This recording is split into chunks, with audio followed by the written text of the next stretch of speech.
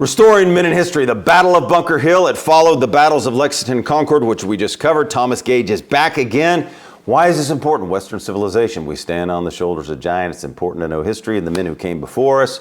So we're going to take a look at these brave heroes, the men and the commanders. There's a great commander we're going to get into, Colonel William Prescott. He's fantastic. Here's Thomas Gage of the British, William Prescott's of the Americans, General Artemus Ward. Now, Thomas Gage, the British commander, decides to seize Dorchester Heights, and this is how it all comes about. Massachusetts Committee of Safety says General Artemus Ward, who's commander of the Boston forces, you got to go get Bunker Hill and take it and sit there, seize it. All right, so he's going to seize Bunker Hill. Gage wants Dorchester Heights. So here's the conflict. Who was Artemus Ward? He was a farmer. He hadn't had much experience. He had fought in the French and Indian War, but he'd never really experienced in commanding an army. So that's the setup of him. Israel Putnam, 57 years old, farmer, but lacking in thoughtfulness, the book says. We're going off Robert Middlecoff. Robert Middlecoff wrote The Glorious Cause, The American Revolution. It's a great book, huge piece, and we're taking just a few quotes, and then I've read some other accounts of it that I may interject as we go. So Robert Middlecoff, The Glorious Cause, The American Revolution is the book. All right, let's go on. Colonel William Prescott, I really respected this guy. Very courageous, very smart, a sharp guy, 49 years of age. He was born to a distinguished and wealthy family of Massachusetts, and he had an ability to make men listen to him and follow him. So there was him.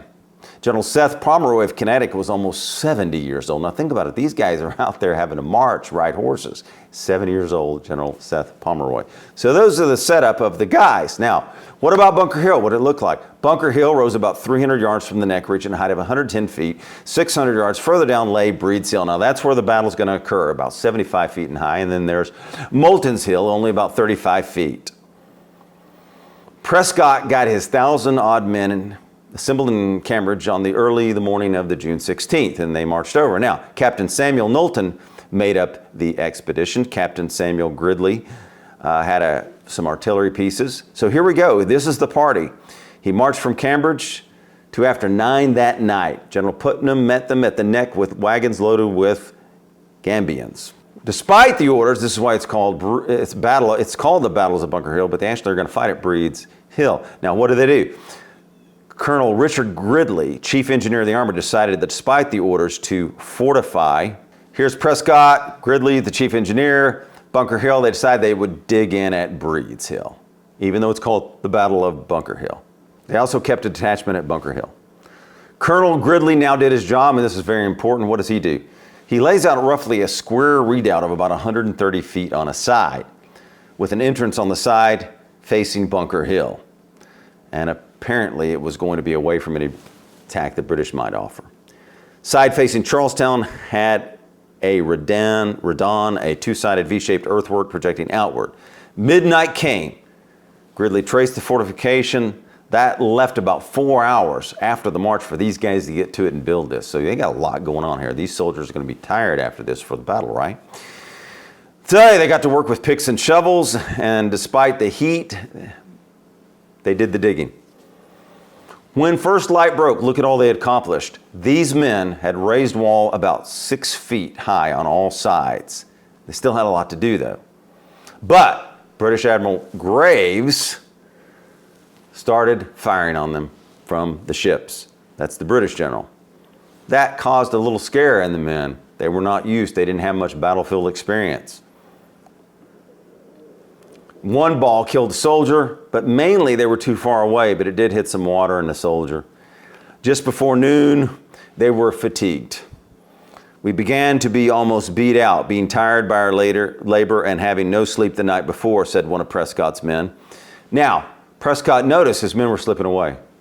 They were kind of defeated. They were fatigued. They'd worked all night. What is he going to do? Now, what does a leader do in this when your men are leaving? They're kind of checked out.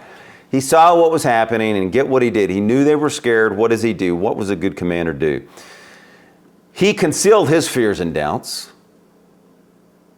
He mounted the walls. Get this. Here's the colonel. He mounted the walls of the redoubt and exposed himself deliberately to the cannon coming from the ships. That's a leader. That's a commander.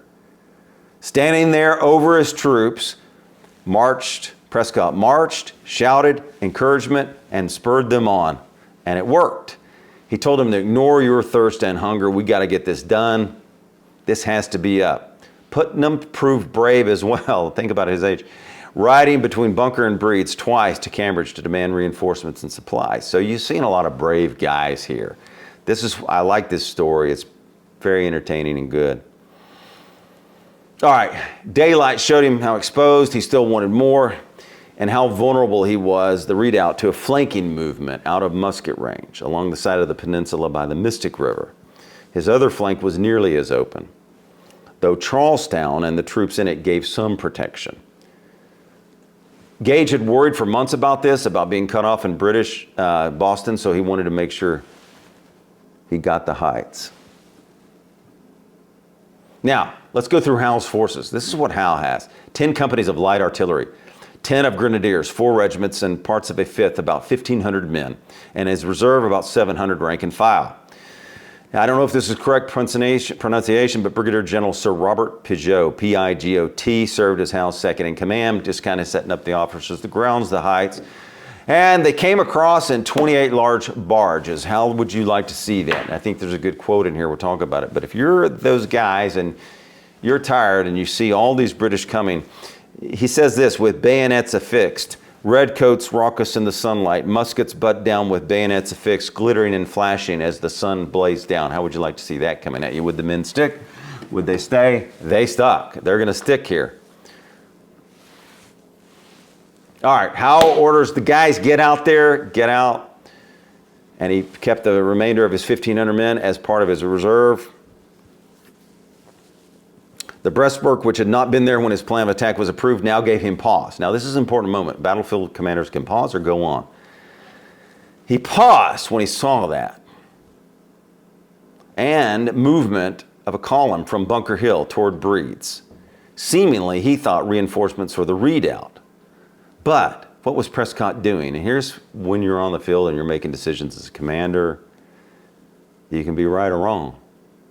Howe didn't go fast enough. Had Howe known that Prescott was about to strengthen the American left flank, he might have struck it once, but he did not. Instead, he hesitated.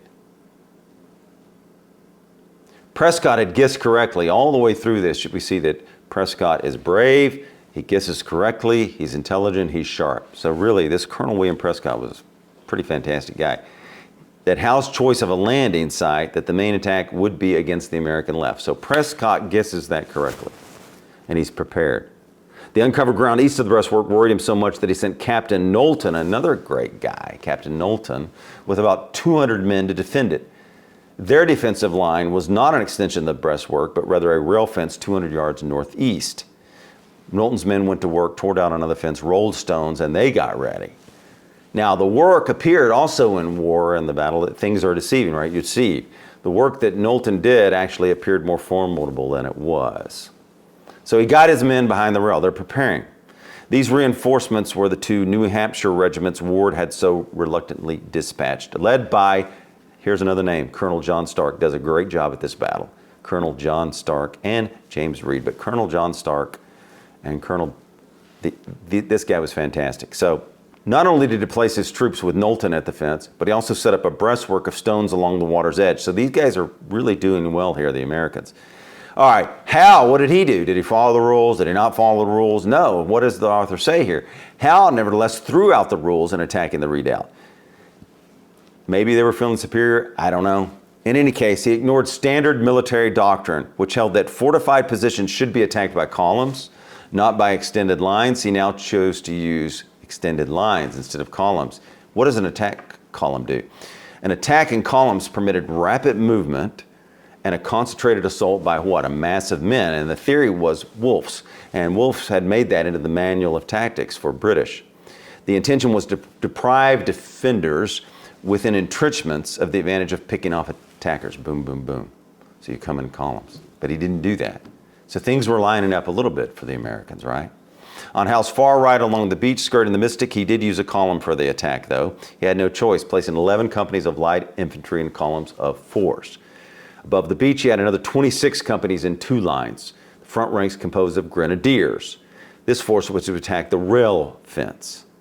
And by the way, he says here, Howe was courageous. He joined the soldiers himself and braved American fire with him. So you've got brave men in this battle. On the British side, the Grenadiers, Howe, and the commanders and the Americans and the American men. A lot of brave men in this battle. What can we learn from that?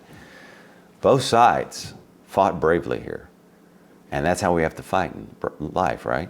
These 37 companies composed the British right. Howe gave Pigot the left and 38 companies, including 3 companies each of the light infantry and grenadiers. All right, so that's enough of that. Altogether, the attacking British had 2,200 rank and file, 2 light 12-pounders and 2 howitzers. All right, Howe's plan also called for a coordinated movement forward, with the main attack to be delivered from the British right by the light infantry. Pigot would move from the left, but his initial attack was apparently to be diversionary. The grenadiers and light infantry would break through on the right. Then they would turn their attack inward from the river.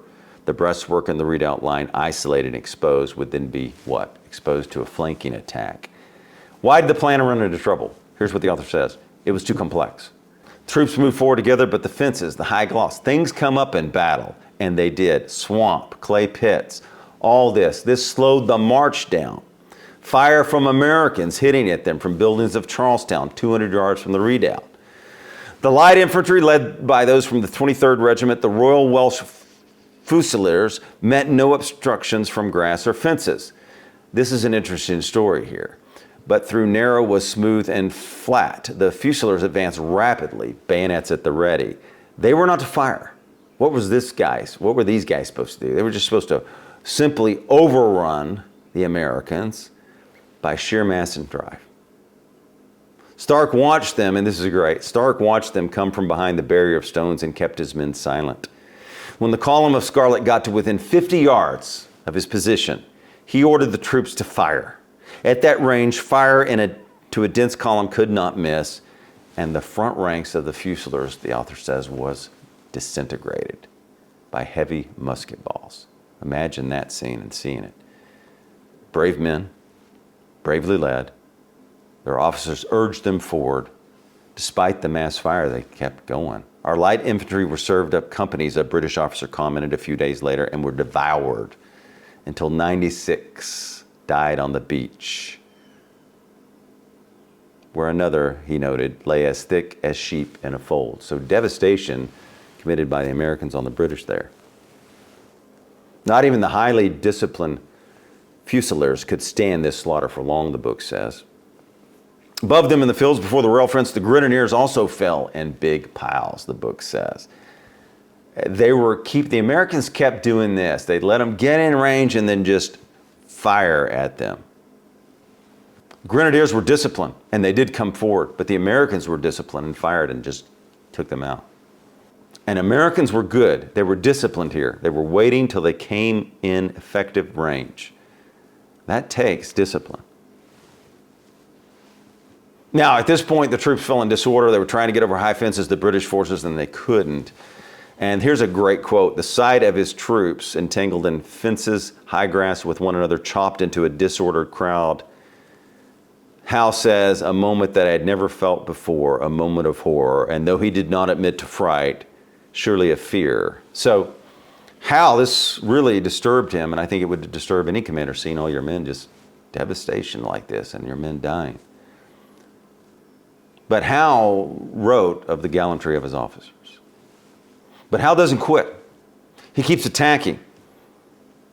He may have compressed 2 attacks into one, from one account says, for the evidence we have suggests that a second charge was made against the rail fence and the breastwork. Incessant fire, a British officer reported. Incessant fire. Imagine charging into that. These British guys were brave.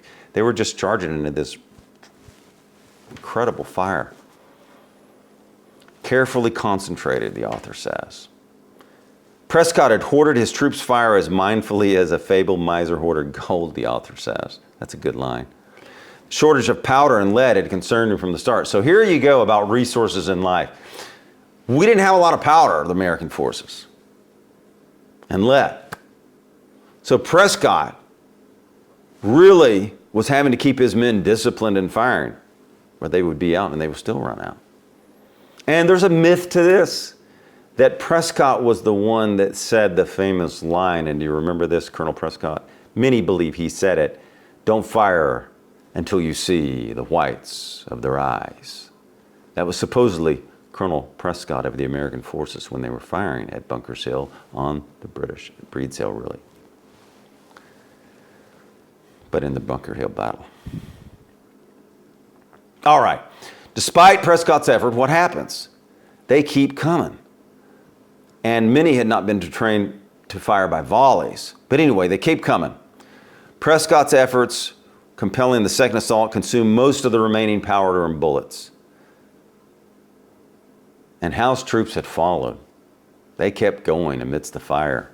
The third assault, perhaps 30 minutes later, concentrated on the breastwork and the redoubt. No attempt was made against Stark on the beach anymore. Stark was taking them out. Or Knowlton along the rail fence. By this time, Howe had received reinforcements, I believe about 400 troops, the 2nd Battalion of Marines. And this time, he went back to the doctrine of the textbooks, and he used columns. This time, artillery gave him support that was really good, and the infantry and grenadiers ran up the hill, bayonets flashing, voices shouting, push on, push on.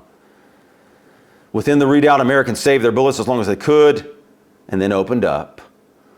Those on the right side of the redoubt aimed well and stopped Peugeot's Marines. But the grenadiers could not be stopped. The Americans ran out of ammunition. Minutes later, the grenadiers entered the redoubt, some over the parapet, others from the rear. Most of Prescott's men escaped in a disorderly withdrawal. Knowlton, by the way, from the rail fronts, a good commander, and Stark, moving up to the beach, gave covering fire. So you see, these guys were sharp. Knowlton, Stark. And a lot of them got back to Bunker Hill. The minute the breastwork had already pulled back under raking from the artillery. So anyway, Prescott's troops found a shield with Stark and Knowlton. They took heavy losses. By nightfall, it was all over. The British held the ground all the way to Charlestown Neck. Victory, if it can be all that, cost them 226 dead and 828 wounded. American losses were 140 killed and 271 wounded. Now, so let's wrap it up. Colonel Prescott was a great commander. It raised the morale of the troops. It showed we could stand toe-to-toe with the British, not just with the soldiers there, but with the American public. And I think the British knew it too. People say this was a significant battle for doing that. Thanks.